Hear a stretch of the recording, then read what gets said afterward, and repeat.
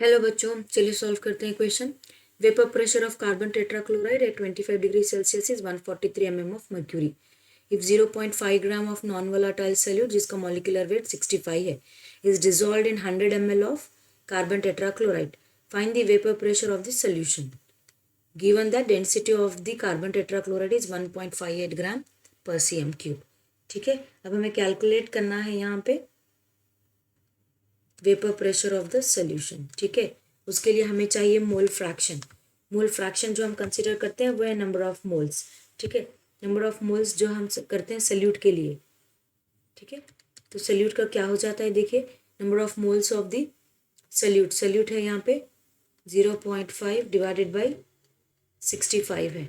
ठीक है, सॉल्वेंट का यहाँ पे नहीं दिया गया है तो हम कंसिडर कर लेते हैं डेंसिटी है हमारे पास, वॉल्यूम है हमारे पास, तो हम कंसिडर कर लेते हैं वॉल्यूम। तो अगर हमें मास लेते हैं तो मास हो जाता है density into volume. That is density हमारे पास 1.58 है इंटू 100, तो ये हो जाएगा 158।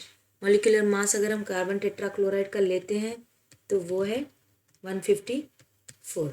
ठीक है, तो वो कंसिडर कर लेते हैं, तो ये हो जाएगा 0.5 divided by 65 plus 158 divided by 154।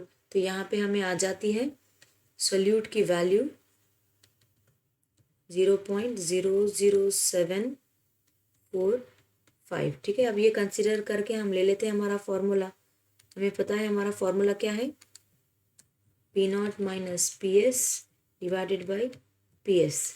ठीक है, यहाँ मुझे P0 ले लेते हैं क्योंकि हमें PS कैलकुलेट करना है। ठीक है, P0 तो इक्वल टू ये हो जाता है मोल फ्रैक्शन ऑफ सल्यूट। अब P0 की वैल्यू दी गई है 143 minus PS by 143 that is equals to 0.00745।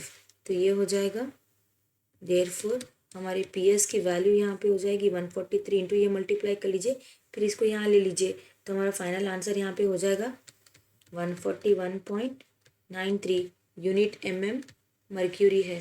तो एज इट इज़ रख दीजिए, ये रहेगा हमारा आंसर। तो हमारा आंसर यहाँ पे रहेगा 141 A option. Therefore A option is the correct answer.